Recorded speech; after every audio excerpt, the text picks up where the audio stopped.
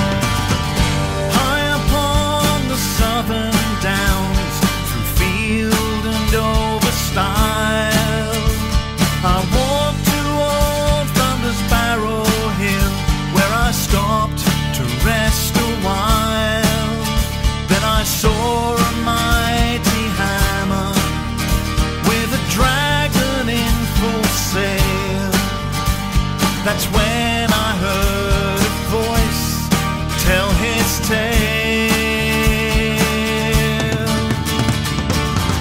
I will tell you of my father, Fury was his name. A god of war with a poet's tongue, to him they were the same. He created all of Midgard, every field and hill and vale. In the oceans a great serpent ate its tail. 9 days to hang on Yggdrasil, 9 nights upon the tree, to learn the wisdom of the runes, while thought and memory fly high over Midgard. My story's for to tell to those who stop to rest a while on Thunder's Barrow Hill.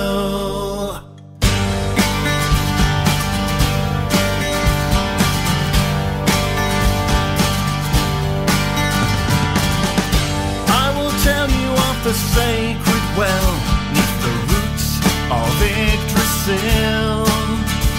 My father asked with great men near if he could drink his fill.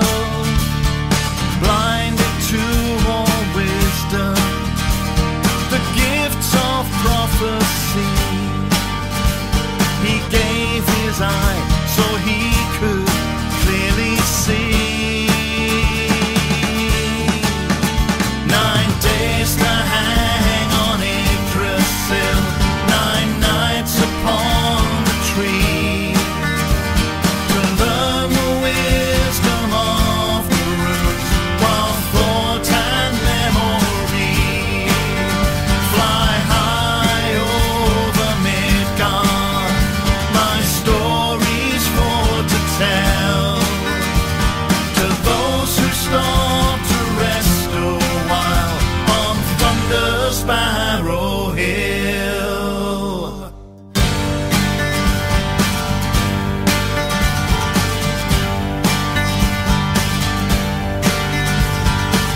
I felt the breath of summer, I heard the skylark's song, and the curve of old Thunder's Barrow Hill that I had slept upon.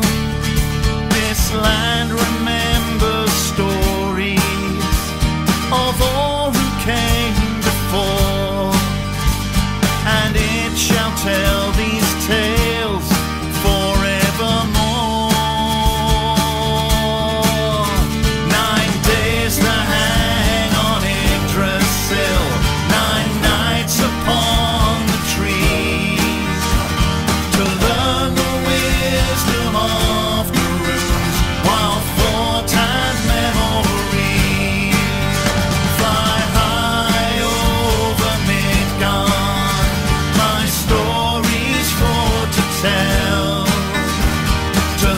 she stopped to rest a while on Thunder Sparrow Hill.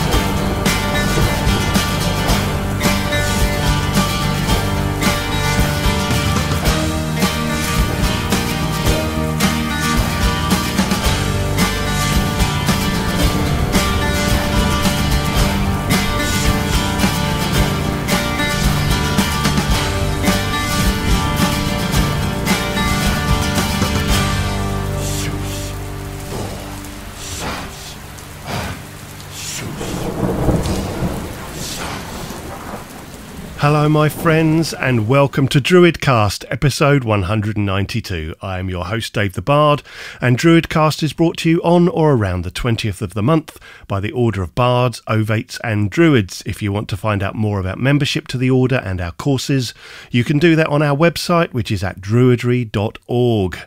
Now, I live on the coastal plain in Sussex, just along the coast from Brighton, and if I head north and walk about 45 minutes into the South Downs, I arrive at an Iron Age hill fort that is in the centre of a complex of other hill forts such as Devil's Dyke, Wolstonbury, Chanctonbury and Cissbury Rings.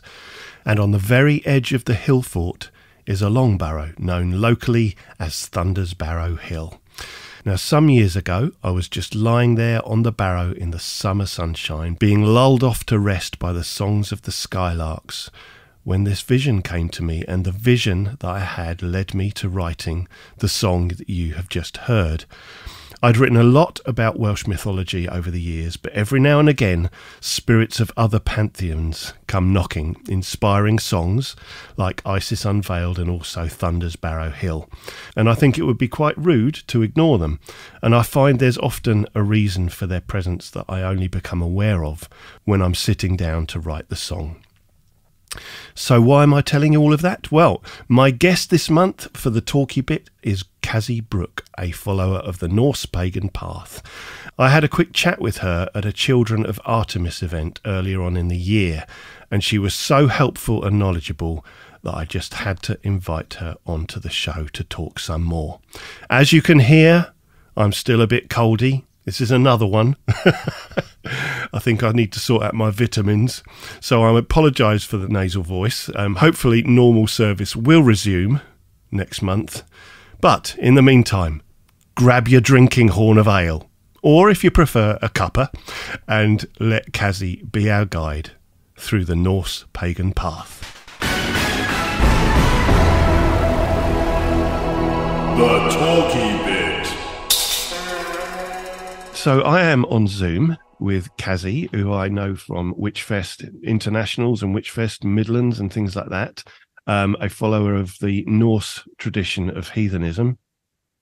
And you have another name that you've just told me that I'm never going to be able to pronounce. So what is your other name that you're known as? So hi, it's a rough translation from Icelandic. It's actually Hifni Norn, and it translates as sarcastic witch, which somewhat sums me up quite successfully. Right. It was one of those names that, just fit. Yeah. Right. Okay. So I can expect a bit of sarcasm then. Probably. I mean, it's a possibility. It's a possibility. Always a possibility with me. Okay.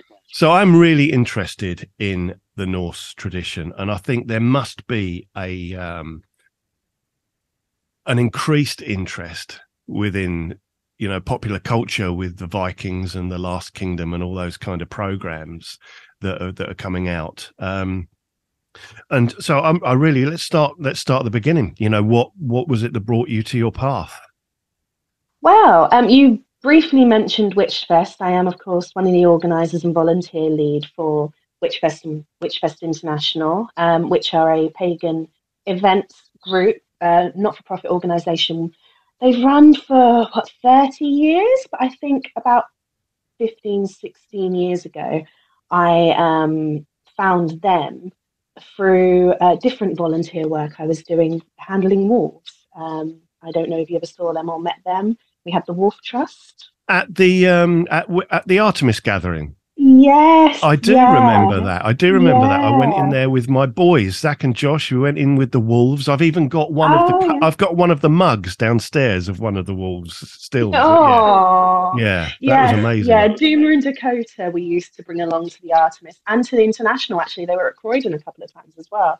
Um, but yes, so I came along with them and I just discovered this whole other world of eclectic, crazy, hippie, pagany people. And I was obsessed from that point. It just felt right.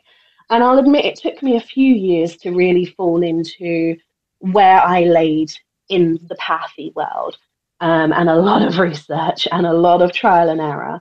But I found myself having most luck and being most at peace with anything based on Norse pagan paths, specifically Freya, who is one of the Vanir goddesses.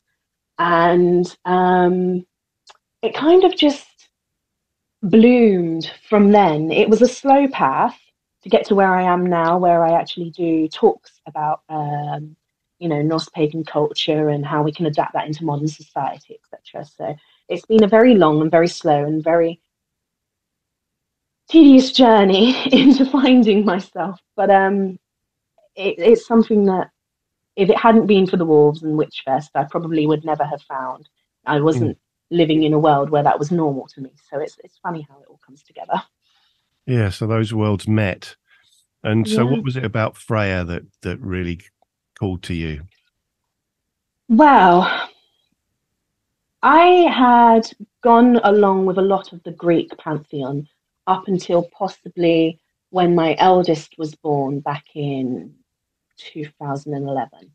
And there was just something about the mothering instinct that fascinated me. And at the same time, I was starting to realize I wasn't having as much luck or comfort as I felt I needed with the Greeks. So I started looking into others, and there was just, I don't even remember what it was, but there was just some evening I sat down and I was doing some meditation and really trying to focus on, I had postpartum depression, and I was trying to focus on that mothering instinct and feeling like a fit, and something about Freya just called. And the more and more I looked into her, not just being that lady of fertility, but also strength and cleverness and magic, and being able to use the softness and the feminine side in such a powerful way, in a protective way.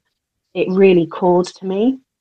And then a few years later, for personal circumstances, I started really looking into the other lesser known Norse gods, such as Hel and Njord and things like that. And really just the entire world fits. And when I work with them, I have success like nothing else. Like it just works. And I think that is how most people find their path, isn't it? A lot of trial and error, and then they'll just find that thing that just works. And it really was one of those.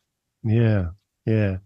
If you find Wicca and you find Druidry, there seem to be quite recognised and obvious paths into those traditions. You with Wicca, you've got Children of Artemis. You can find a coven with Druidry, Obod, Druidry, Druid orders, that kind of stuff. Yeah. But I don't know. I mean, I've got to say, I think we said this before we started this conversation. I know nothing, so I am working from a place where I really know very, very little about the Norse heathen path.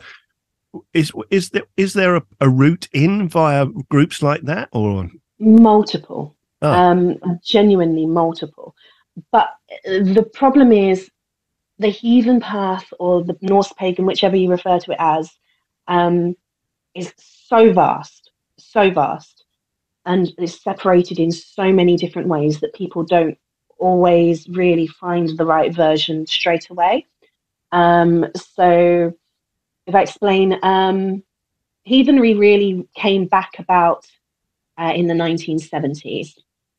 And it's referred to as a lot of different things. You've got the Norse pagans, heathens, contemporary Germanic paganism, but it all comes under the same thing. And then at the same time, we also have the aesthetic appeal, which obviously modern culture, Vikings, etc. Some people will like the aesthetic and then start to look at the gods, and that's perfectly okay. Some people will find groups online such as Asatru UK. They're a very good one in the UK, and that's wonderful as well.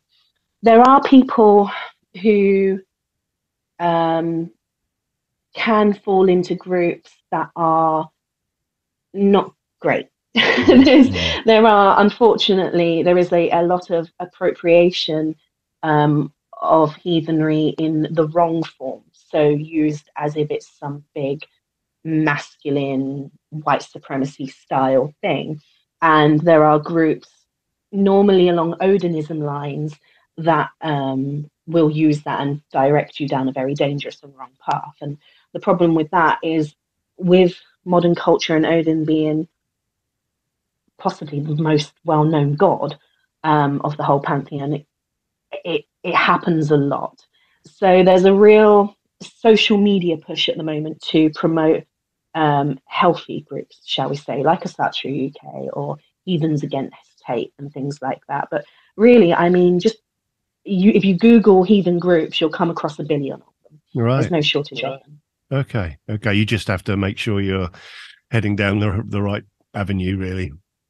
Exactly. It's very difficult, but there's a lot of information out there. You have to do the research. You really do. So you have a relationship with Freya. Is it a polytheistic relationship, an animistic relationship? I mean, or an archetypal? I guess that's the archetypal relationship. Yeah. I have quite a polytheistic, I would say, relationship. Freya was the first goddess I found long before I really started, for lack of a better word, experimenting with the Norse gods. And funny enough, one of the things that drew me to her was the connections that she may have been Artemis. So there's a lot of sort of suggestion that Artemis and Freya were one of the same. The same as sort of Artemis is Diane in the Romans versus Greeks. So that's how I found her. And then, so I have that relationship with her.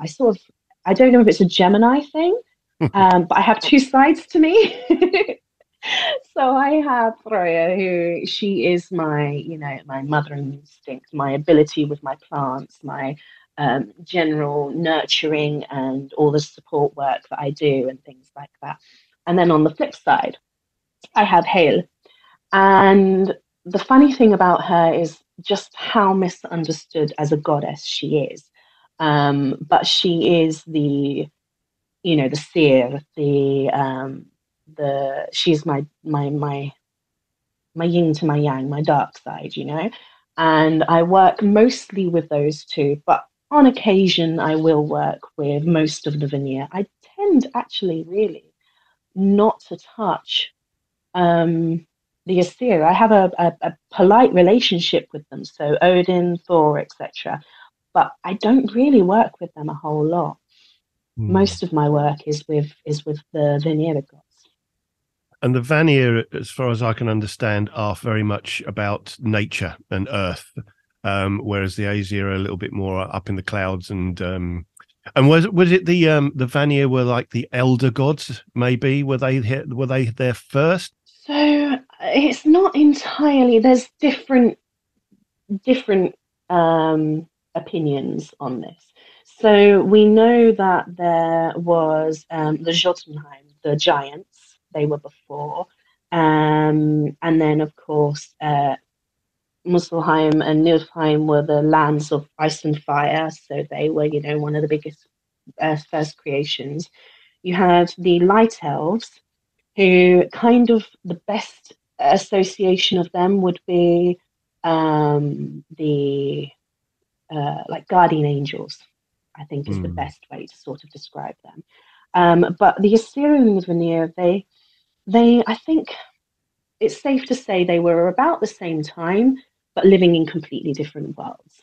And when the war kicked off between them, because the Assyrians were quite, bold and fighty and, very much the modern depiction of Viking life. Whereas the Vanera were peace-loving field workers, very good with magic, very intelligent, and so, of course, those two clashing sides went to war, and peace was found when certain Vanir went to live with the Assyrians. But I think it's safe to say they were probably around the same sort of time in creation. Right. And there was an exchange of people, wasn't it? Was it Freya who went to live with the Aesir? Was it her? Yes. So Freya and her brother Thor, Njord, who is the god of sea, and another whose name has completely blanked me. They all went to live with the Aesir. Right. So yeah, it was an exchange to guarantee peace. It was really only Freya that Odin wanted for her beauty and for her magic. But family protects family, and that's always been the case. So right. That's, essentially why the others went over. Yeah, yeah. And again, what appears to be a large part of the Norse heathen path is the runes. What's your relationship with the runes? Runes. Oh gosh, my favorite topic. So here's the thing. Runes, like most of the Old Norse world, are entirely misunderstood. I have an opinion really about props in general. So whether that's runes, tarot, teas, etc. I believe that seer, that magic that you have, that premonition, that ability to read, actually comes from within yourself. And what you're holding, whether it be runes or a teapot, is an amplifier more than, the work itself. And there is evidence that people who practiced Seidr, which is magic in the Old Norse world, likely thought the same, because runes were not an alphabet, they were not a word exact. Runes were more of a phonetic, a meaning. So, each one was associated with a specific ideal. So, for example, ox, was all about being burly and strong. And it makes more sense to me that in a culture that was fascinated by spoken words, by poems, by how we communicate through rhythm and music, that the written word was more of an amplifier in addition to support that. And I do seer work, but I rarely use the runes. I'll use them occasionally when I'm doing ritual work, just to really emphasize what I'm trying to get my point across, but I don't use it as like words. We use it as meaning. And so that tends to be my association with runes. And I think for a lot of the part, things like runes and tarot, I mean, we know, for example, tarot we knew is a French card game, long before it was ever really used for fortune telling. I think they're almost a placebo effect, in the fact that being able to use them just gives us the self-confidence that we require to tap into that higher level, and that has definitely been my experience with them. Yeah. I mean, alphabets are magical anyway, aren't they? That's the thing. If you look at the Greek alphabet that became ours, each symbol is and that's the thing about magic. Magic is a language of symbols, I think, a lot of the time. Like a symbol holds so much more information at a glance than, you know, it's like if you were driving along a road and you see a car and underneath that car is a kind of like a skid, you'd slow down. If you went up to that same sign and it said, there's ice ahead, please, by the time you read it, you'd be driven past it, you know. And to me, that's the power of symbolism in magic. It kind of gets straight to, you know, the topic and the intent of the magic itself, I think. So yeah, maybe definitely. That's the same with runes. You know, they're symbols that contain that magic. I was talking to a friend of mine. She's in my grove, and she uses the Anglo-Saxon runes. Yeah. And she sees them as personalities. So like each little symbol has its own kind of personality in quite an animistic way. So they're almost alive. Yeah. You know. Yeah. And that definitely makes sense. And in what we know from the older runes as well, because obviously we've got the Anglo-Saxon Futhark that came from the younger Futhark that came from the elder Futhark, which is what we use. And I think it was probably a lot of passed down, you know, person to person, talk to talk, but essentially each one of those runes do have their own character, their own meaning, whether that be about, Odin and strength, or whether that be about femininity or luck or power or, you know, self-guidance, whatever. They all have that kind of, and they're all associated in a way with an animal, but that actually exists outside of runes as well for Norse pagans. One of the biggest surprises, I think, and I know we were going to come on to this, was how the Norse depicted death, and how that all tied in. And one of the biggest misconceptions is, you know, you pass and you go to Valhalla, but actually the Norse, there is significant evidence that they believed in essentially a form of reincarnation, because they believed your soul had 4 parts. And you had the Hemir, which was your body, you know, your physical presence, your appearance, that, you know, could be passed down through generation. You had your Shilga, which was your reflective spirit, you know, essentially kind of your soul. And that was normally associated with an animal, with their personality, kind of like a totem. So if you were a cunning person, you were probably like a fox. If you were, you know, sly, you know, so they all strong, you were an ox. So that exists throughout Norse pagan culture. So it makes perfect sense that it would exist through the runes as well. Yeah, yeah.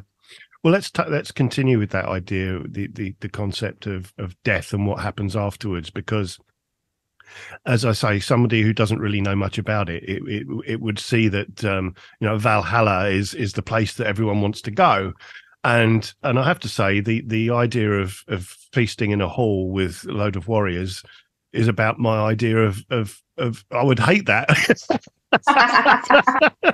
As someone who practices with the veneer, probably me too. There is some suggestion that Valhalla for most would have kind of been a form of torture. So if you go through the story, you fight all day until every one of you is dead, and then you're resurrected, go feast until you're drunk and bloated, and then you fight again the next day, and that is repeated over and over. But of course, if you're not a warrior spirit, that is just pure hell. That's a boot camp that I don't want to be in. But in actuality, and I think really Valhalla only really became popular in, I'm going to say, about when the Havamal was created, when Snorri Sturluson created that, because he was trying to create this persona of a strong man wanting to be a warrior so that he could go and fight for his country, because really that is what was important at the time. That was the narrative they were trying to create: weak women, strong men. And before that, it really was a lot more open. So, like I said before, you had your four parts of your body. Um, at least two parts of those they believed could be passed down to the next generation. Your body and your mind, your hugr. And so, in sense, they thought that you were more than just one part, and so you could be reincarnated and then also off to another thing. Mm. And in the more older stories, it was recognized that Freya actually got first pick of said warriors. She chose who went to Folkranga long before Odin chose who went to Valhalla. So there was an idea of women's strength there. And then we also have what is now commonly misunderstood as a place for murderers and oathbreakers, but actually it was way more, which is Helheim and Hale, who I work with. And I feel like this is probably one of the biggest, still misunderstood sections of the entire thing. Helheim wasn't a place for repenting. It wasn't a place for, bad people to go, mostly because they believed guilt was a destroyer. It wasn't something to hold on to. It wasn't something to repent. It was something to release, to let go, because it would ruin you in your path.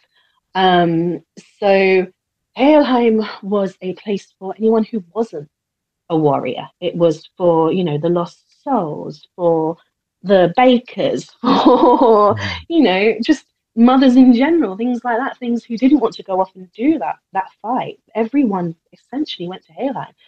And Hel has had this big change around, which, it has to have come from the 13th century Christian writings, of being this overlord of, a terrible place for monsters, but they didn't see it that way.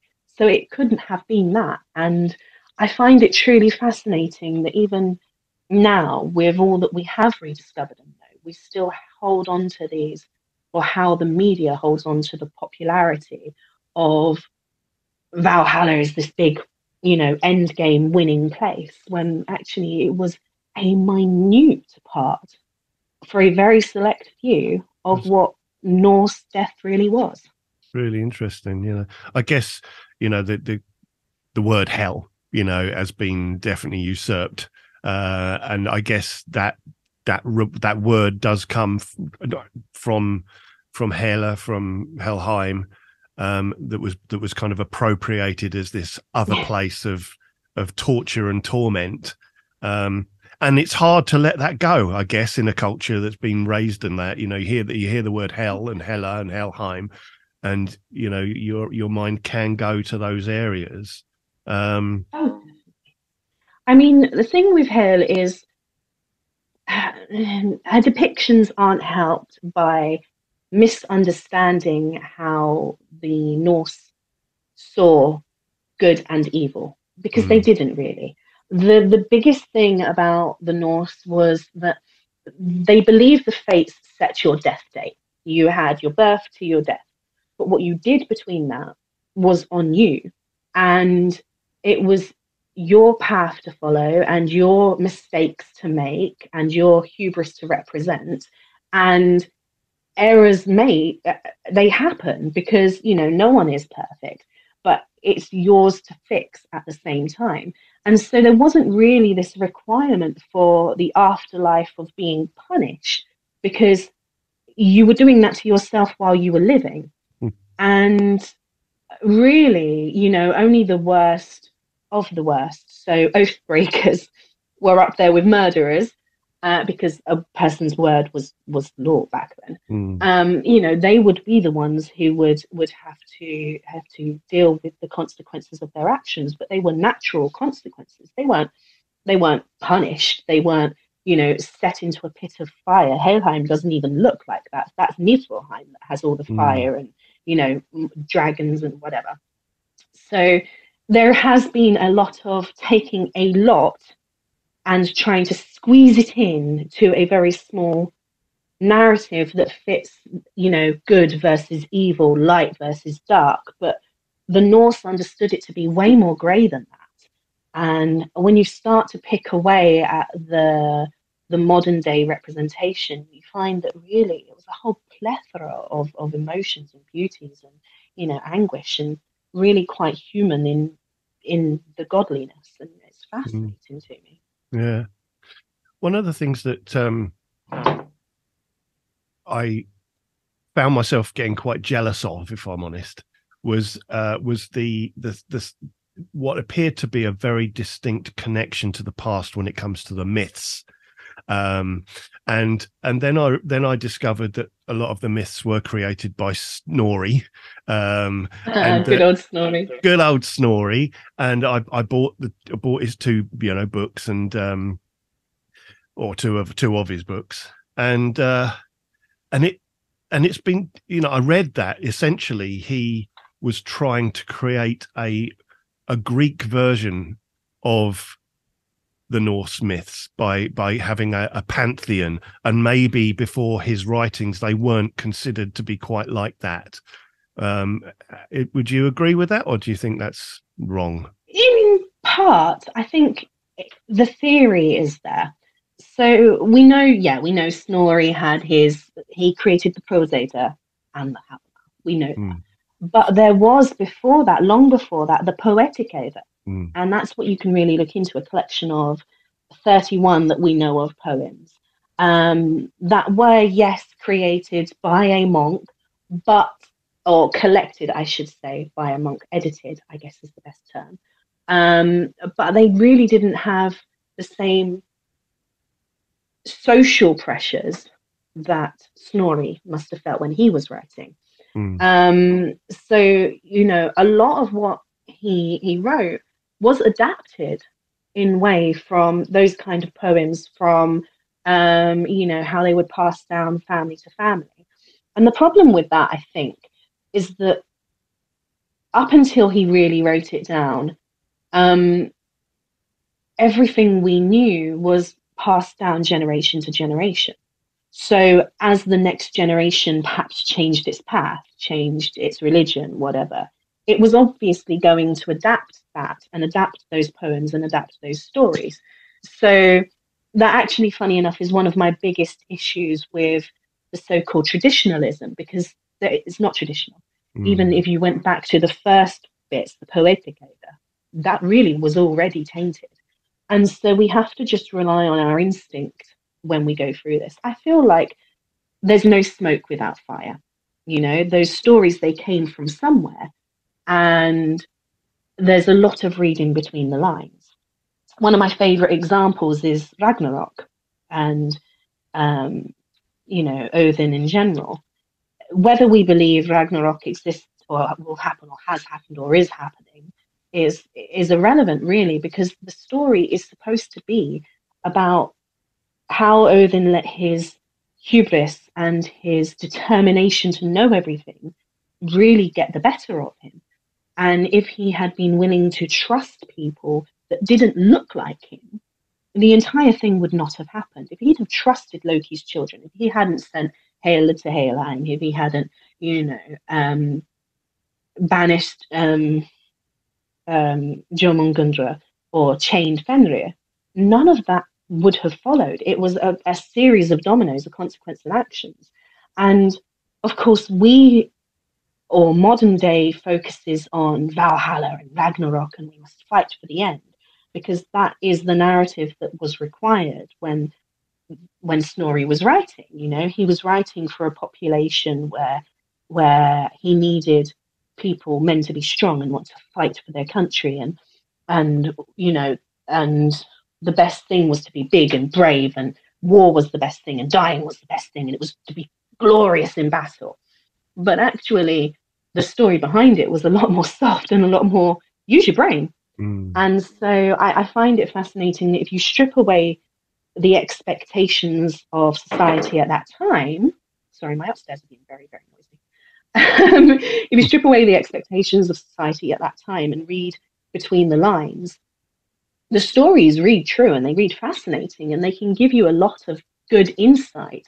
There is a lot of reading between the lines, I think. Yeah, it's a it's a curse and a blessing at the same time, that for the fact that these were written down. I think it's the same with folk songs. I find, you know, people say this is the definitive version of a particular folk song, and that was because Francis Child wrote it down, or the Copper family, or whatever.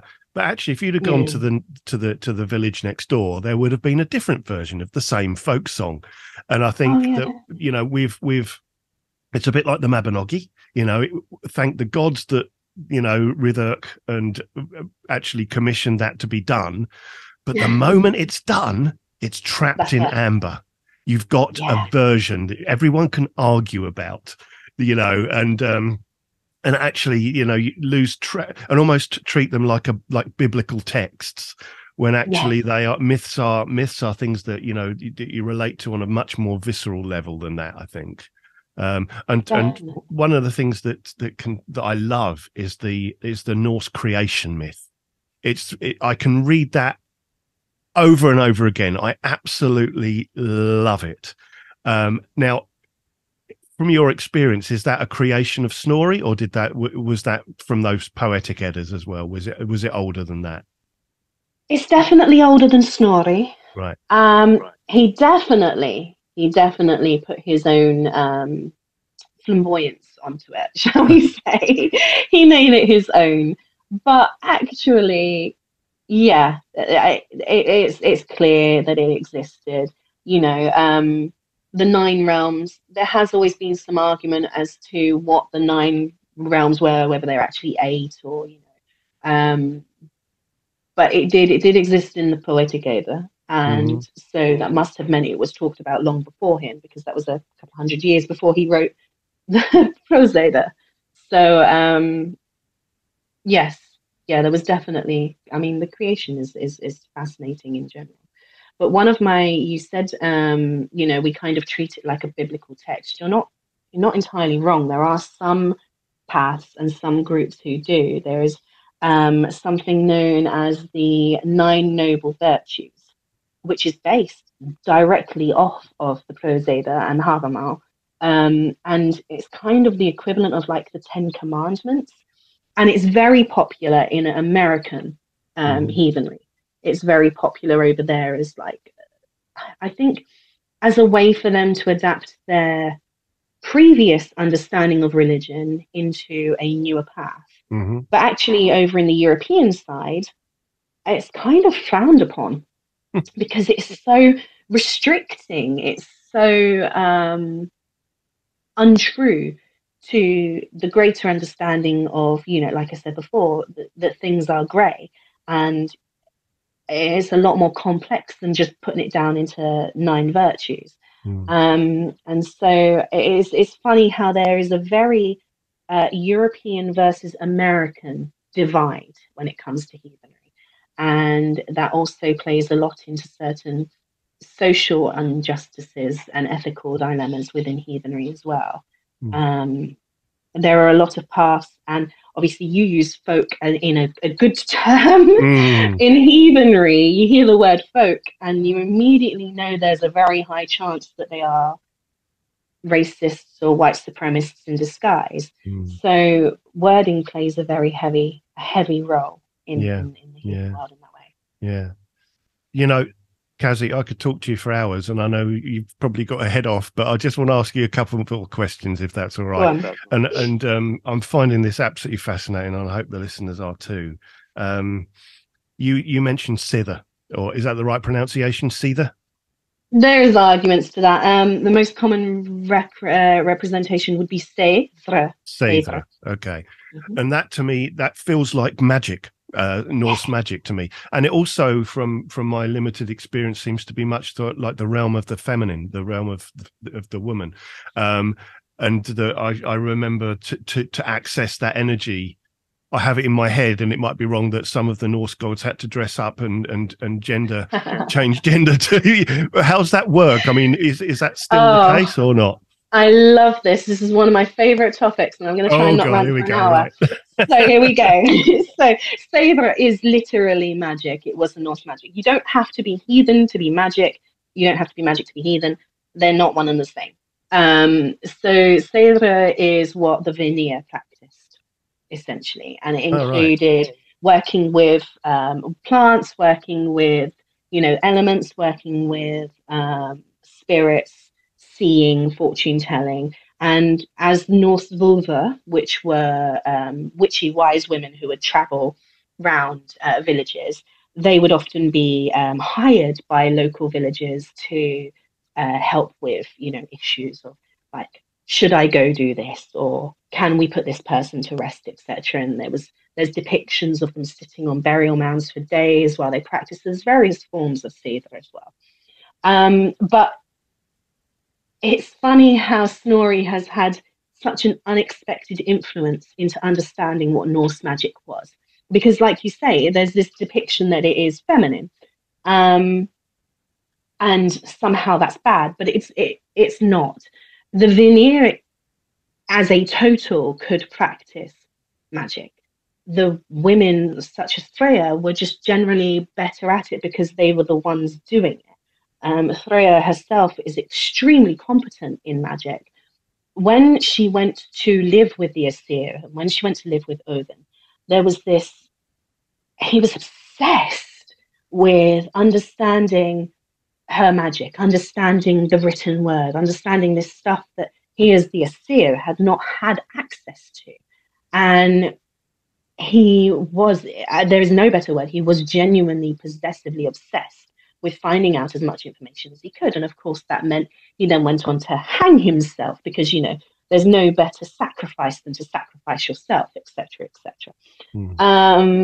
But if you take away this whole male versus female power that Odin had to get hold of, and Freya was weak for doing magic and Loki was weak for being feminine, etc., what you find was a person who was obsessed with power looking for the most powerful thing.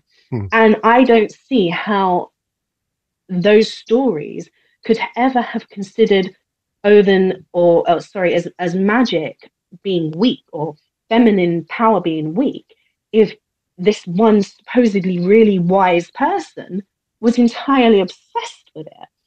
And we also know from Norse culture, before Christian influence or before Saxon influence, that women were quite revered in their communities.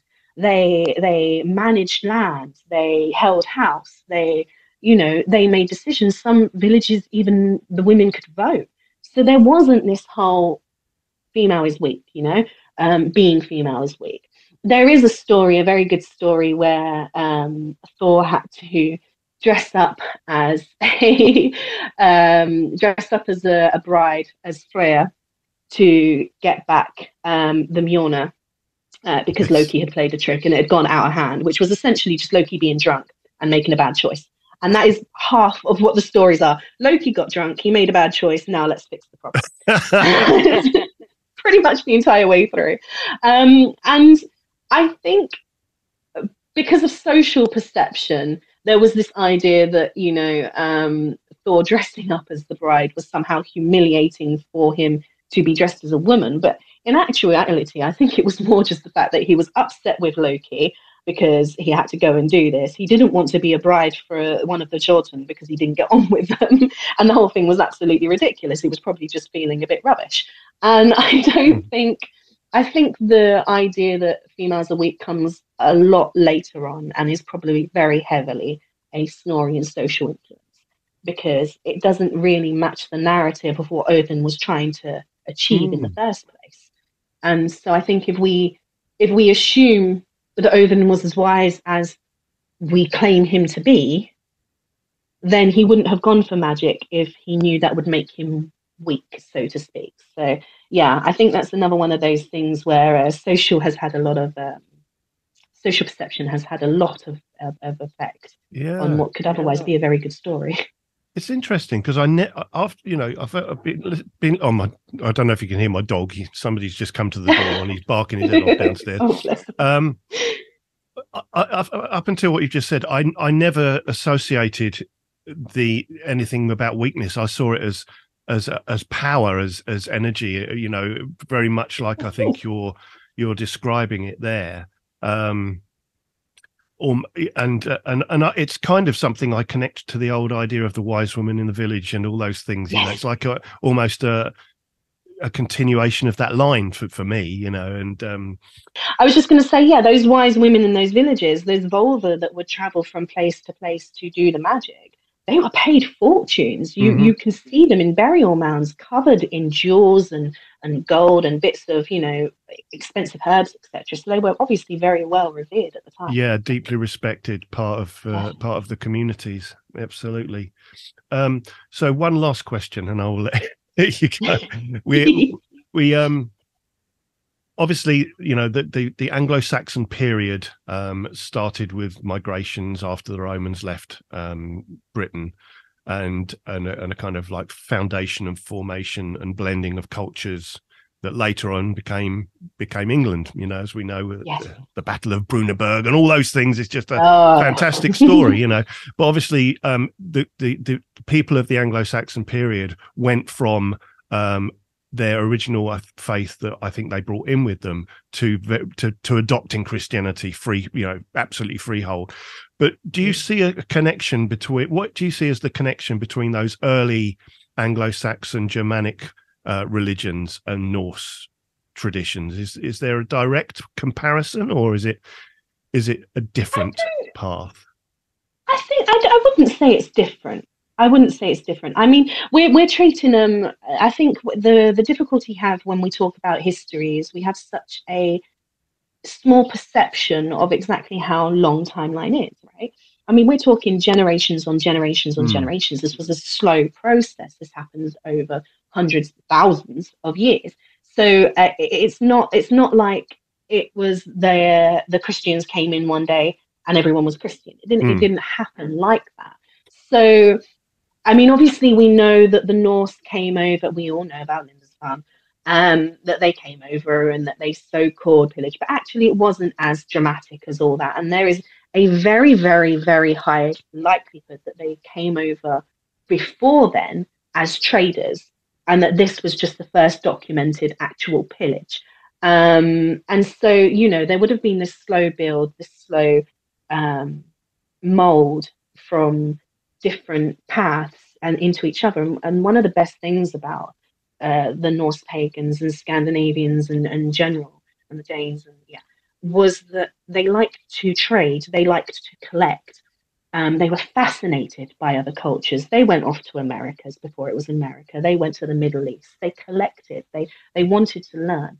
And so they would have adapted into their culture quite likely as the Saxons would have adapted the Norse into us. And I mean, it would have been a slow process. There are things that we do know. For example, the Saxon had a problem with the Norse because they were bathing too often and it made them look bad.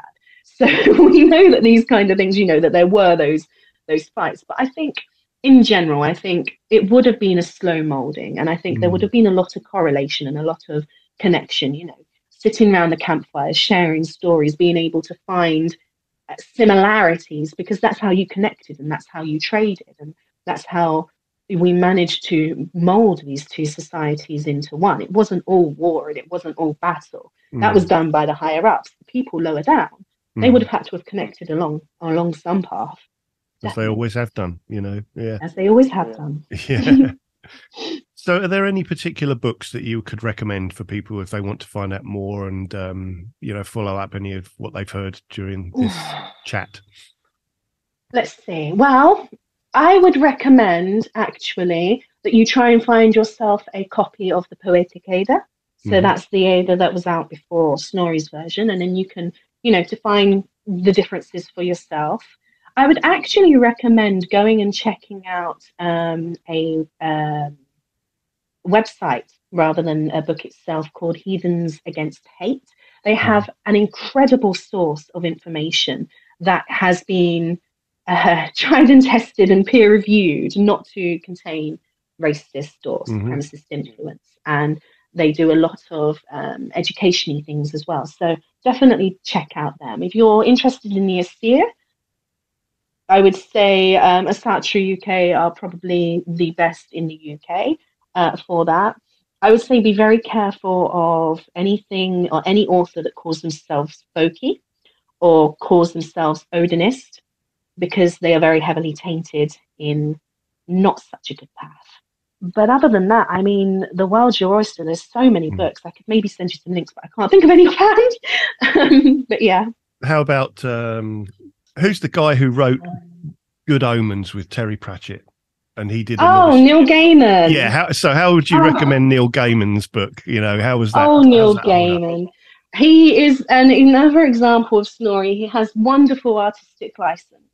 But actually, he is an incredible storyteller. And if you're really just trying to get the first grips of what the huge story might be, he's a good first place to go. Right, okay. Take him with a pinch of salt, obviously. But yeah, no, he's wonderful. I have a lot of love for him. Great. Books, yes. I'd probably recommend A Satru for Beginners by Matthias Norvik, I think. I think he's a PhD. He's very good at that. It's like, I think it's called a modern heathen's guide to ancient Northern way. Right. And that's a really good read into it.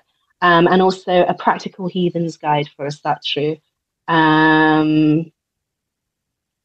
I think travels through Middle Earth as well. If you don't want to go, if you're looking for the Saxon side, Travels Through Middle Earth, The Path of a Saxon Pagan by Ulrich Albertson. Very, very good. Okay, brilliant. And one, a Satru, what does it, has it got a meaning, a Satru? A Satru, it comes, essentially, it comes from following the veneer. Following the SCS, yeah. So I would be classed as like the Natru, because I follow the veneer. There's also Fawn Sade, which is following the Anglo-Saxon path as well. Brilliant. Well, thank you, Cazi, for spending this time with me. It's been fantastic. I'm so interested in what you do. I want to get you back on the show because we haven't talked about Yggdrasil, we haven't talked about Weird, we haven't talked about all kinds of stuff. So let's just save that for another time, if that's all right. But Thank you for spending the time with me. No worries. Thank you very much.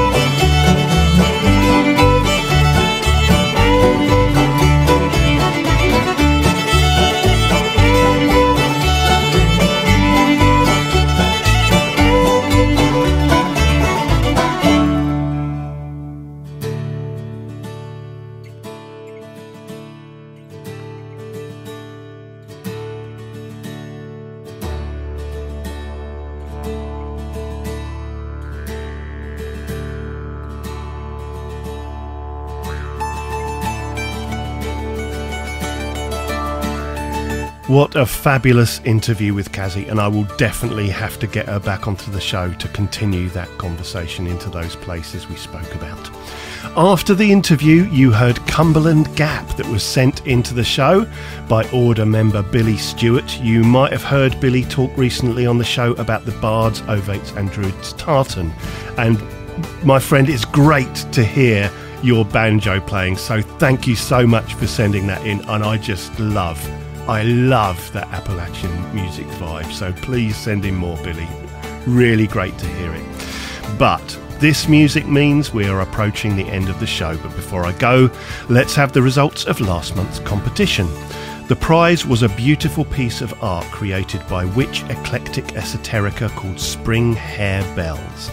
And the question I asked was, in the interview, JJ played an instrument that he said felt like the heartbeat of the earth. What was the instrument? Well, the answer was simply a drum.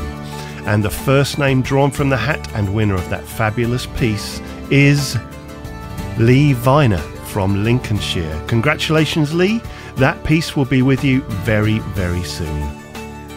The prize this month is a copy of the Poetic Edda, translated by Caroline Larrington. And the question I'd like you to answer is, what is the name of the Norse alphabet we talked about in the interview? What is the name of the Norse alphabet we talked about in the interview? Another pretty easy one. If you want to win that book, email your answer along with your full postal address to podcast@druidreader.org, and one of you will win a copy of that Poetic Edda book. And just a little reminder that we do not use your information for anything else. The moment that book is sent out, all of your information is deleted.